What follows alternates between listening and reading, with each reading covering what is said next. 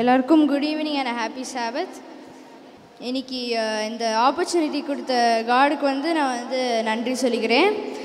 அதுக்கப்புறம் search மெம்பர்ஸும் search பாஸ்டருக்கும் நான் இந்த ஆப்பர்ச்சுனிட்டி கொடுத்ததுக்கு நன்றி சொல்லிக்கிறேன். ஸோ இன்றைக்கி நம்ம படிக்க போகிற டாபிக் நீடிய பொறுமை என்ற டாபிக், அதாவது லாங் சஃபரிங். ஸோ இந்த டாபிக் போகிறதுக்கு முன்னாடி நம்ம ஒரு சின்ன ஜெபம் செய்வோம். எங்கள் நல்ல பிதாவே, இந்த நல்ல தந்தைக்குரிய நன்றி பிதாவே. இந்த நல்ல சாபத் டேயோட எண்டிங்க்கு வந்துட்டோம் பிதாவே. ஸோ நாங்கள் இந்த சாபத்தை எண்ட் பண்ணுறதுக்கு முன்னாடி ஒரு சின்ன லெசன் கற்றுக்க போகிறோம் பிதாவே. நாங்கள் இந்த லெசனை சேர்ந்து படிக்கிறப்போ எங்கள் ஹார்ட்ஸை ஓப்பன் பண்ணி நாங்கள் உங்களோட வார்த்தையை நாங்கள் எதையும் மிஸ் அண்டர்ஸ்டாண்ட் பண்ணாமல் நாங்கள் எல்லாத்தையும் அண்டர்ஸ்டாண்ட் பண்ணி எங்களோட ஹார்ட்டில் எடுத்து அடுத்தவங்களுக்கும் நாங்கள் உங்கள் வார்த்தையை காட்டுறதுக்கு உதவி செய்யுங்க பிதாவே. கேட்குற எல்லாமே காப்பாற்றுங்க. இஸ்லாமில் கேட்குறேன் பிதாவே, ஆமேன். ஸோ இந்த வார்த்தை நம்ம தமிழில் நீடிய பொறுமைன்னு சொல்லுவோம். இது நம்ம எல்லாருக்கும் தெரியும். ப்ளஸ் நம்ம இங்கிலீஷ்லேயும் நம்ம லாங் சஃபரிங்னு இந்த வார்த்தையை சொல்லுவோம். ஸோ ஆனால் நம்ம இந்த இங்கிலீஷ் வார்த்தை லாங் சஃபரிங்கை நம்ம டைரெக்டாக நம்ம இங்கிலீஷில் நம்ம டிரான்ஸ்லேட் பண்ணால் நம்மளுக்கு தமிழில் நீடிய பாடு, எல்லாம் நீடிய வலி, எல்லாம் நீடிய கஷ்டம் அப்படின்னு வரும். ஸோ இந்த நீடிய பொறுமைக்கு இதான் இங்கிலீஷில் டிரான்ஸ்லேட் பண்ண மீனிங். ஆனால் நம்ம இந்த நீடிய பாடு இந்த வார்த்தை வந்தோடனே நம்ம என்ன யோசிப்போம்னா, இப்போது நம்ம ஒரு எக்ஸாம்பிளே எடுத்துக்குவோமே. இப்போது நான் ஒரு டிசீஸ் எனக்கு வந்திருக்கு.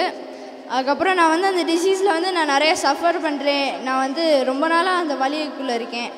ஸோ நானும் அந்த கஷ்டத்தை நான் ரொம்ப அதை பார்க்காம நானும் ரொம்ப நீடிய பொறுமையோடு அந்த சுச்சுவேஷனை ஹேண்டில் பண்ணுறேன். நானும் அந்த வலியை ரொம்ப நாளாக சஃபரிங்கில் நான் தாங்குகிறேன். நானும் பேஷண்ட்டாக இருக்கேன், ஹீல் ஆயிடுவேன்ட்டு. ஸோ இதை நம்ம நீடிய பொறுமை நம்ம நினச்சா இது தப்பு. ஏன்னா நீடிய பொறுமைன்ற டேர்ம் அது சுத்தமாக செல்ஃபிஷ்னஸ்ஸையும் இன்க்ளூட் பண்ணாத ஒரு டேர்ம். அதாவது நம்மளை பற்றியே யோசிக்கிற ஒரு வார்த்தை கிடையாது அது. ஆனால் நீடிய பொறுமையோட ஆக்சுவல் அர்த்தம் என்னதுன்னா, இப்போது நம்ம அடுத்த ஆட்களுக்காக நம்ம பொறுமையாக பாடுபட்டு நம்ம அடுத்த ஆட்களோட நல்லதுக்காக நம்ம இந்த நம்ம பொறுமையாக பாடுபட்ட அந்த அர்த்தம்தான் நீடிய பொறுமை. இப்போ நான் முதல்ல சொன்னது நம்மளை பற்றி யோசிக்கிறது. அது இங்கிலீஷில் எப்படி சொல்லுவாங்கன்னா செல்ஃப் பிட்டிங் சொல்லுவாங்க.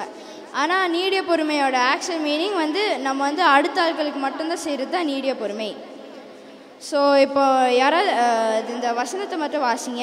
சங்கீதம் 103:8-10. ஸோ இந்த வசனத்தில் கடவுள் நம்மளுக்கு என்ன சொல்ல பார்க்குறாங்கன்னா, இப்போ நீடிய பொறுமைன்ற வார்த்தை நம்ம நம்ம வெறும் பொறுமையாக இருந்து நம்ம ரொம்ப நேரமாக பொறுமையாக இருந்து பாடுபடுறது மட்டும் கிடையாது நீடிய பொறுமை. ஆனால் நம்ம நீடிய பொறுமையாக இருக்கிறப்போ நம்ம நம்ம ரொம்ப கோவமே படக்கூடாதுன்னு கடவுள் இங்கே சொல்கிறாங்க. இப்போது நான் ஒரு ஆளுக்கு நான் ரொம்ப நேரமாக பாடுபட்டு நான் உங்களுக்கு பொறுமையாக இருந்து, ஆனால் நான் ஒரு மாதிரி முறுமுறுத்து, நான் ஒரு மாதிரி கோவமாக, நான் எதுக்கு தான் இவங்களுக்கு இவ்வளோ பாடுபடணும், நான் ரொம்ப நேரமாக பாடுபடுறேன், இது எப்போ முடியும் அப்படின்னு நம்ம இருந்துகிட்டே இருந்தால் அது நீடிய பொறுமையே கிடையாது. ப்ளஸ் நம்ம இறக்கமாகவும் நம்ம அடுத்த ஆட்கள்கிட்ட இருக்கணும். ஸோ நம்ம இந்த ரெண்டு குவாலிட்டிஸ் இருந்தால் தான் நம்ம நீடிய பொறுமையாக ஆக்சுவலாக உண்மையாக நம்ம நீடிய பொறுமையாக இருக்கணும்னா நம்மளுக்கு மெதுவாக கோபம் ஆகிறது, அதுக்கப்புறம் நம்ம அடுத்த ஆட்களுக்கு இறக்கம் ஆகிறது. அதுதான் ஆக்சுவல் நீடிய பொறுமையில் கேரக்டர்ஸ். ஸோ இப்போ நம்ம நீடிய பொறுமையில் உள்ள எக்ஸாம்பிள்ஸ் நம்ம பார்க்குறோன்னா பைபிளில் நம்ம சால் அண்ட் டேவிட் நம்ம எடுத்துக்கலாம். ஏன்னா அதுதான் இருக்கிற நம்மளே சால் அண்ட் டேவிடோட கதை நம்ம பார்த்தாலே நம்மளுக்கு தெரியும் டேவிட் எவ்வளோ சாலோட நீடிய பொறுமையாக இருந்தார்னு. ஏன்னா சால் நிறைய வாட்டி டேவிடை கொல்லலான்னு பார்த்தாரு. அதுக்கப்புறம் அவரோட உயிரை நம்ம எடுத்துடலாம் ஏன்னா கண்டிப்பாக ராஜாவாகக்கூடாது அப்படின்னு யோசிச்சுட்டு இருந்தார் சால். அதனால தான் டேவிடுக்கு நிறைய டெத் த்ரெட்ஸ்லாம் சால்ட்டு வந்துச்சு. ஆனாலும் டேவிட் நினச்சிருக்கலாம், நான் இந்த சாலோட இது தாங்கவே முடியல, கடவுள்கிட்ட ஜோம் பண்ணி கடவுளை இவர் தயவுசெய்து கொன்றுங்க அப்படின்னு கூட அவர் ஜோம் பண்ணியிருக்கலாம்.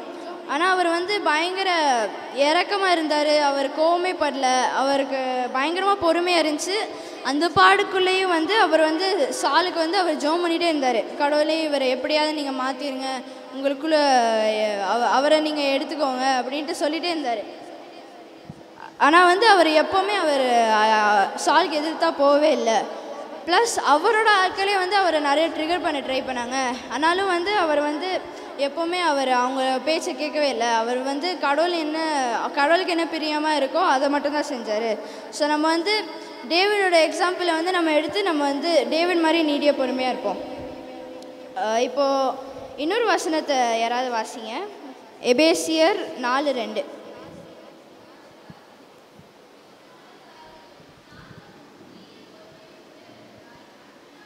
ஒருவர் தாங்கி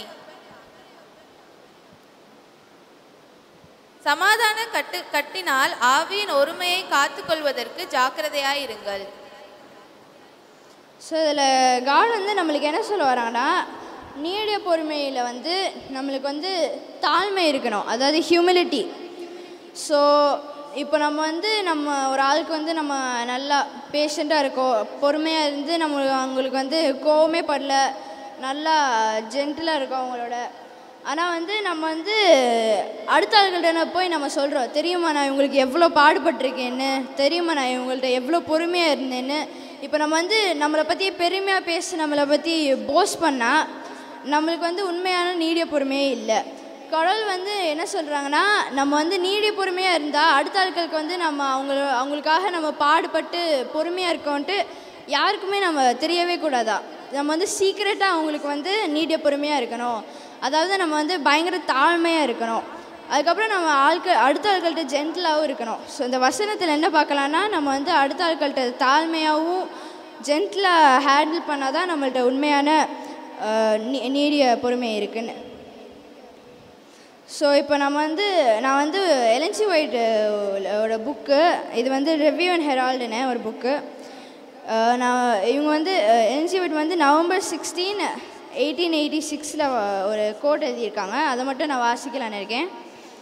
long suffering is patience with offence and long endurance. So இப்போ வரைக்கும் நம்ம என்ன பார்த்தோம்னா, லாங் சஃபரிங் பற்றி நம்ம பார்த்தோம், லைக் நிறைய இதோட குவாலிட்டிஸ். ஸோ இப்போது நம்ம வந்து இந்த குவாலிட்டிஸ் வந்து நம்மளோட லவ்டு ஒன்ஸும் நம்மளோட ரிலேட்டிவ்ஸும் நம்மளுக்கு பிடிச்ச ஆட்கள்கிட்ட மட்டும்தான் நம்ம வந்து நிறைய வந்து இதை காட்ட முடியும். ஏன்னா நம்மளுக்கு வந்து நம்மளுக்கு வந்து தோணும், இவங்கள்ட்ட செஞ்சாதான் லைக் நம்மளுக்கு வந்து ஒர்த்துட்டுன்னு தோணும். ஏன்னா நம்மளுக்கு பிடிக்காத ஆட்கள்கிட்டலாம் நம்ம யூஸ்வலாக இதெல்லாம் காட்ட மாட்டோம்.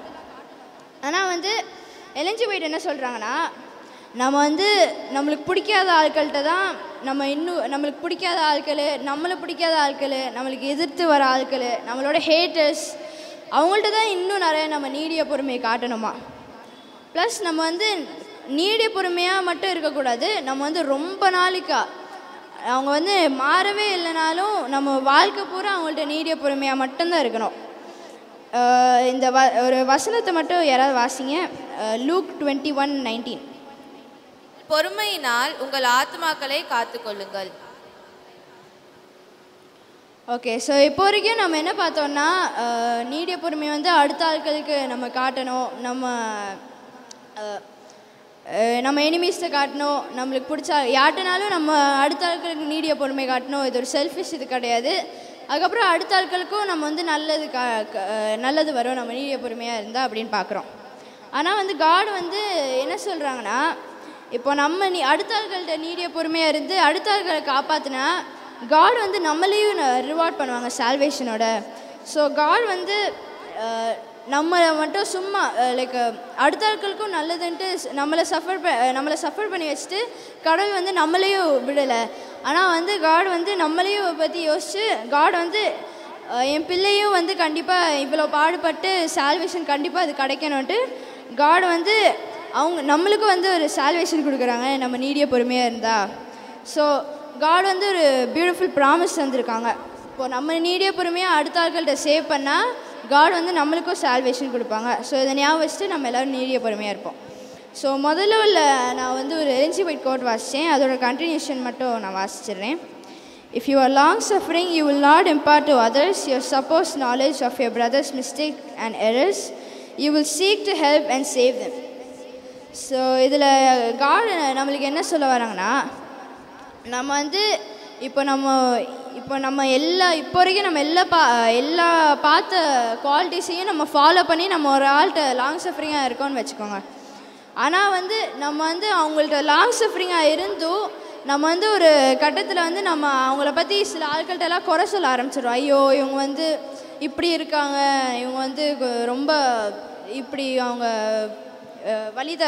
கடவுளோட வழியில் போக மாட்டாங்க, அவங்க இவ்வளோ கெட்டது செய்கிறாங்கன்ட்டு நம்ம வந்து இப்படி நம்ம குறை சொல்லி நம்ம அடுத்த ஆட்கள்கிட்ட நம்ம இப்படி ப்ளேம் பண்ணோன்னா அது வந்து நீடிய பொறுமையே கிடையாது. ஆனால் வந்து காட் என்ன சொல்லியிருக்காங்கன்னா, இந்த எல்லா ப்ளேமிங்கும் இந்த குறை சொல்கிறதும் நம்ம விட்டுட்டு நம்ம இன்னும் எஃபர்ட் போட்டோம் அவங்கள வந்து கடவுளுக்குள்ளே கொண்டு வர்றதுக்கு. ஏன்னா நம்ம வந்து இன்னும் எஃபர்ட் போட்டால் வந்து காட் வந்து நம்ம வந்து எவ்வளோ ஹார்ட் ஒர்க் பண்ணியிருக்கோம், அவங்களுக்காக எவ்வளோ பண்ணியிருக்கோன்ட்டு காட் வந்து பார்த்து காட் வந்து நம்மளுக்கு ரிவா தருவாங்க. அவங்களோட ஹார்ட்டை மாற்றி நம்மளுக்கு ரிவா தருவாங்க. ஸோ இப்படி நம்ம அவங்கள பற்றி குறை சொல்கிறது பதிலாக நம்ம வந்து அடுத்த ஆட்கள்கிட்ட வந்து விட்னஸ் பண்ணலாம். நம்ம வந்து இவ்வளோ நீடிய பொறுமையாக இருந்தால் வந்து நம்ம வந்து காட் வந்து இப்படி ஹார்ட்ஸை மாற்றுவாங்க. ஸோ நம்ம எல்லோரும் நீடிய பொறுமையாக இருக்கோன்ட்டு இப்படி நம்ம ஒரு விட்னஸும் காட் பற்றி சொல்லலாம். ஸோ நம்ம எல்லோரும் வந்து ப்ளேமிங் பண்ணி நம்ம வந்து ப்ளேமிங் பண்ணாமல் நம்ம நீடிய பொறுமையாக இருப்போம். ஸோ கடைசியாக வந்து நான் வந்து ஒரு வசனத்தோடு முடிக்கிறேன். நானே இங்கிலீஷில் வாசிச்சிடுறேன். இதை நம்ம வந்து நம்மளோட ஸ்கிரிப்சர் ரீடிங் தான் இது, சின்ன பகுதி. 2 Peter 3:9 Lord is long suffering to save all of us. So இதில் இப்போது நம்ம வந்து நிறையா பைபிள் எக்ஸாம்பிள்ஸ், நிறைய ரியல் லைஃப் எக்ஸாம்பிள்ஸ் மாதிரி பார்த்தோம். ஆனால் வந்து நம்மளுக்கு இருக்கிறதுலே best example for long suffering வந்து காடு தான். ஸோ நீடிய பொறுமைக்கு வந்து கடவுளை தான் நம்ம வந்து பைபிளில் நிறைய பார்க்கலாம்.